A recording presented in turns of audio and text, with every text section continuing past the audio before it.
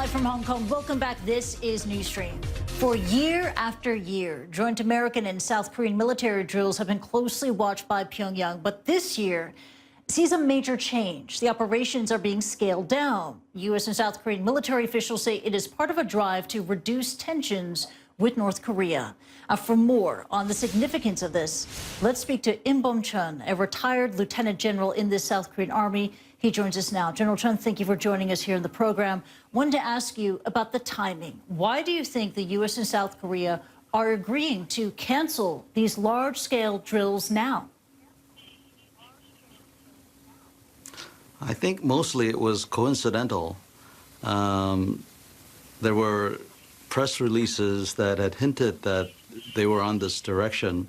And because a new alternative, smaller scale exercise was going to be starting very soon, I think the end of the summit and the start of the new exercise cycle coincided, and that's what caused the announcement.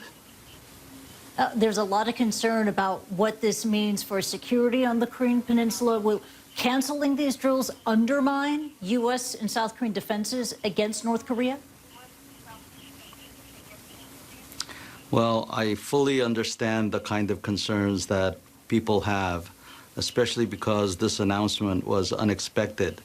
But as the commanders of both the United States and the Republic of Korea have stated, they had thoroughly analyzed the situation, and they had been able to determine that it was the right moment to make a change. Now, I want to remind everyone that we are concluding key resolve and full legal, but that doesn't mean that the combined exercises have all been ended. There are other exercises that can achieve the same kind of goals. That's right. There will be ongoing smaller joint military drills between the U.S. and South Korea.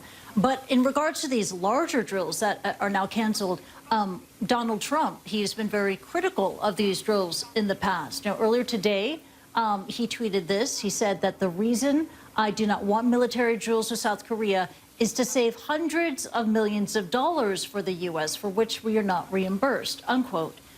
So, General Chun, it appears for Donald Trump, the U.S. president, this is not about security or diplomacy even, this is about money.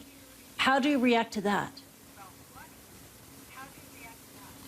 Well, I mean, no disrespect to the President of the United States, but I hope that he has ulterior motives for putting the exercise in monetary terms.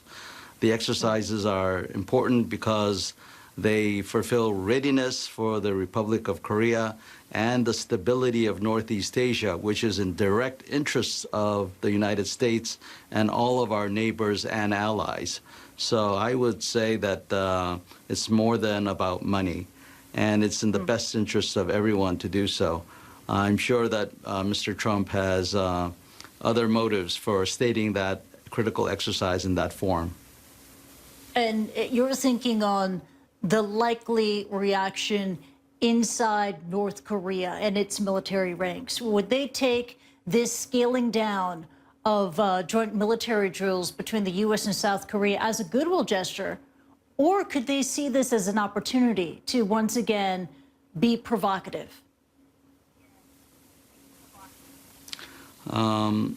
So the key resolve and full legal exercises have a 4-decade-long history.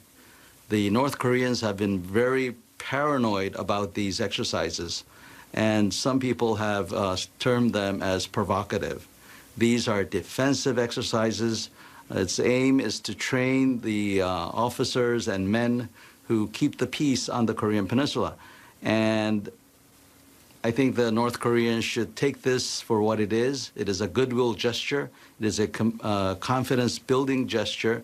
It is also a message to the North Koreans that negotiations and a peaceful denuclearization path is open, and I think they should take it.